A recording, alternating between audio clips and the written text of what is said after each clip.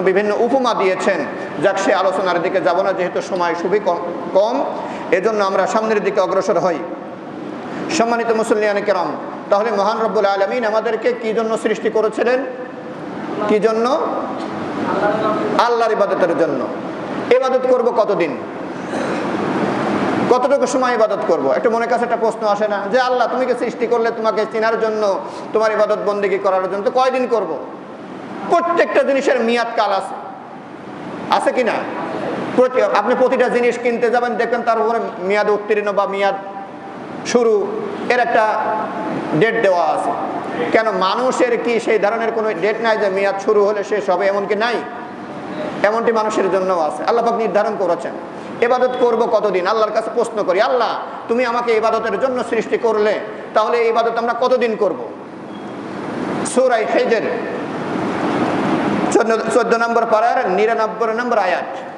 সূরা হিজরের 99 নম্বর আয়াতে আল্লাহ সুবহানাহু ওয়া তাআলা মিয়াদ কাল বলে দিচ্ছেন, ওয়া'বুদ রাব্বাকা হাত্তা ইয়াতিয়াকাল ইয়াকিন।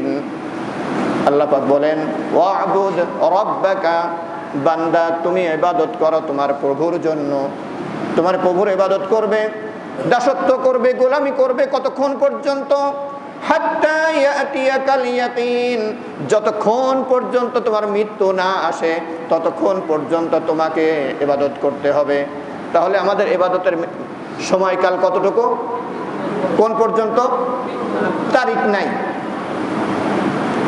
এত সনের এত তারিখ পর্যন্ত স্টার্ট ডেট এমন বিষয় নাই। কিন্তু আমার মৃত্যু পর্যন্ত, আপনার মৃত্যু পর্যন্ত, যতক্ষণ পর্যন্ত আপনি দুনিয়ায় জীবিত আছেন ততক্ষণ পর্যন্ত আপনার আল্লাহ পাকের ইবাদত করতে হবে।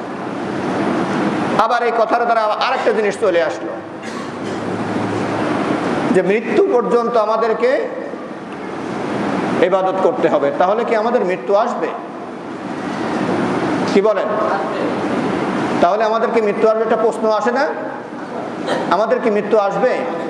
আল্লাহ সুবহানাহু ওয়া তাআলা 21 নম্বর পারায় সূরা আনকাবুতের 57 নম্বর আয়াত, আয়াতটা সবারই পরিচিত। যারা আমরা মুসলমান, আমাদের মাঝে কোনো আত্মীয় স্বজন, প্রতিবেশী, গ্রামবাসী যখন ইন্তেকাল করেন তাদের জানাজার নামাজে আমরা শরীক হই না? জানাজার নামাজে শরীক হলে ইমাম সাহেবগণ এই আয়াতে কারিমের বেশিরভাগই তেলাওয়াত করেই থাকে। আল্লাহ রাব্বুল আলামিন বলেন, কুল্লু নাফসিন যায়িকাতুল মাউত সুম্মা ইলাইনা তুরজাউন। আল্লাহ রাব্বুল আলামিন বলেন, কুল্লু নাফসিন, প্রতিটা প্রাণী, যাকেই প্রাণ দেওয়া হয়েছে, যার প্রাণ আছে, জান আছে, তাকে মৃত্যুর পেয়ালা তাকে আস্বাদন করাই লাগবে, মৃত্যুর স্বাদ তাকে গ্রহণ করা লাগবে। সুম্মা ইলাইনা তুরজাউন। আল্লাহ পাক বলেন, তারপরে আবার আমার কাছে তোমাদের সকলকে ফিরে আসা লাগবে। আবার এই কথার দ্বারা আবার আরেক কথা চলে আসলো, তাহলে কি আমরা কোথায় ছিলাম বলুন তো দেখি? আমরা ছিলাম কোথায়? আল্লাহ বলছেন আমার কাছে আবার ফিরে আসা লাগবে। আমরা তাহলে নিশ্চয়ই কার কাছে ছিলাম? কার আয়ত্তে ছিলাম? আল্লাহর আয়ত্তে ছিলাম। এই কথার দ্বারা বুঝে আসছে যে আমরা আসলে আল্লাহ পাক যখন বলছেন যে মৃত্যুর স্বাদ আস্বাদন করাই লাগবে এবং সুম্মা ইলাইনা তুরজাউন, আমার কাছে তোমাদেরকে আবার ফিরে আসতে হবে, তাহলে বুঝে আসতে আমরা সেখান থেকে আল্লাহ পাকের একটা নিয়ন্ত্রণে, একটা সুস্থানে, সুরক্ষিত স্থানে হয়তো আল্লাহ পাক আমাদেরকে রেখেছিলেন, সেখান থেকে জমিনে পাঠিয়েছেন এবং জমিনে কেন কেন কিভাবে কোন কৌশলে পাঠালেন সে কথাও তো আল্লাহ পাক জানিয়ে দিচ্ছেন। এরপরে সেখান থেকে আমরা আবার কোথায় আসলাম? দুনিয়ায় আসলাম। দুনিয়া থেকে মৃত্যু নামক স্বাদ আস্বাদন গ্রহণ করে আল্লাহ পাকের দরবারে আমরা আবার ফিরে যাব, আমাদেরকে আবার ফিরে যেতে হবে। এখন কিছু মানুষ যদি মনে করে মৃত্যুর হাত থেকে কি আমরা পালাতে পারবো না? কি বলেন? পালানোর যদি চেষ্টা করি তাহলে মৃত্যুর হাত থেকে আমরা পালাতে পারবো? পারবো না। এটা কেমন ভাবে জানলাম? আল্লাহর কোরআন বলে দিচ্ছেন। কোরআন এমন একটি নিয়ামত, আল কোরআন ইউফাসসিরুহু বা'দুহু বা'দান, কোরআনের এক আয়াত আর এক আয়াতের ব্যাখ্যা করে দেয়। সুবহানাল্লাহ। এই নিয়ামত আল্লাহ পাক আমাদেরকে দান করেছেন। এক আয়াত আর এক আয়াতের কি করে? ব্যাখ্যা করে দেয়। কি নিয়ামত আল্লাহ পাক আমাদেরকে দান করলেন। যদি এখন আমরা প্রশ্ন করি যে মৃত্যুর হাত থেকে পালাতে পারবো কিনা, আল্লাহ সুবহানাহু ওয়া তাআলা বলেন, কুল, নবী আপনি বলে দিন, আপনিও বলেন, আপনার মানুষকেও বলে দিন, লা ইয়ানফাকুমুল ফিরার ইন ফারারতুম মিনাল মাউত, বান্দা তোমরা যদি মৌতের হাত থেকে পালানোর চেষ্টা করো, পালাইতে চাও, তোমরা কখনোই এর দ্বারা ফায়দাবান হবে না, এর দ্বারা কোনো লাভ হবে না। মৃত্যুর হাত থেকে তোমরা কখনোই পালাইতে পারবা না, যতই চেষ্টা করো না কেন। তাহলে মৃত্যুর হাত থেকে আমরা পালাইতে পারবো না। কোথায় থেকে পাইলাম? আল্লাহর কোরআনে সরাসরি আল্লাহ পাক আমাদেরকে জানিয়ে দিলেন। আরেক আয়াতে আল্লাহ পাক বলেন, কুল ইন্নাল মাউতাল্লাযী তাফিররুনা মিনহু ফাইন্নাহু মুলাকীকুম। মৃত্যু তোমাদের আসবেই, মৃত্যুর হাত থেকে পালানোর কোনো সুযোগ নাই। মৃত্যু তোমাদের সাথে সাক্ষাৎ করবে যেখানেই থাকো না কেন।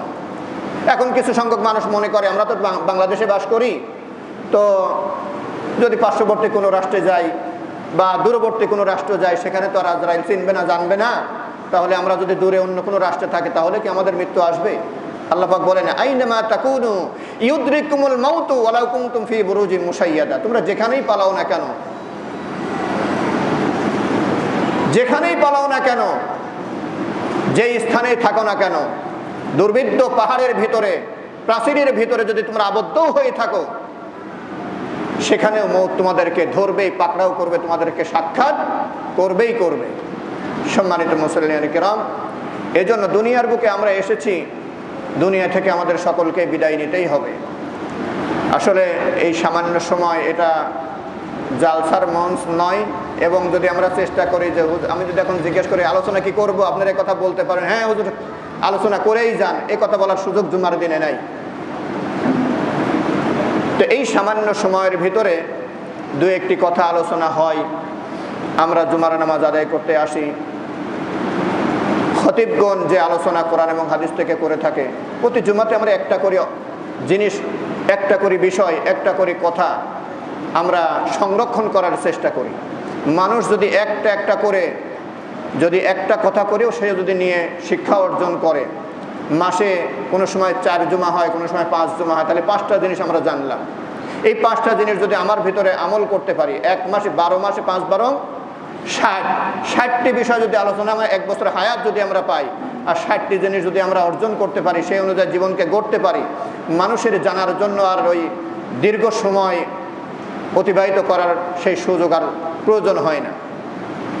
এজন্য সকলকেই অনুরোধ করব, আমি আংশিক কিছু আলোচনা আপনাদের সামনে করলাম। সরাসরি কোরআন থেকেই আমাদের পরিচয়, আমরা মানুষ হিসাবে পরিচয় লাভ করেছি এবং আমরা কি কারণে দুনিয়ায় এসেছি, দুনিয়া থেকে আমাদেরকে বিদায় নিতে হবে, শুধু এতটুকু কথার উপরেই আজকের আলোচনা শেষ করতে বাধ্য হলাম।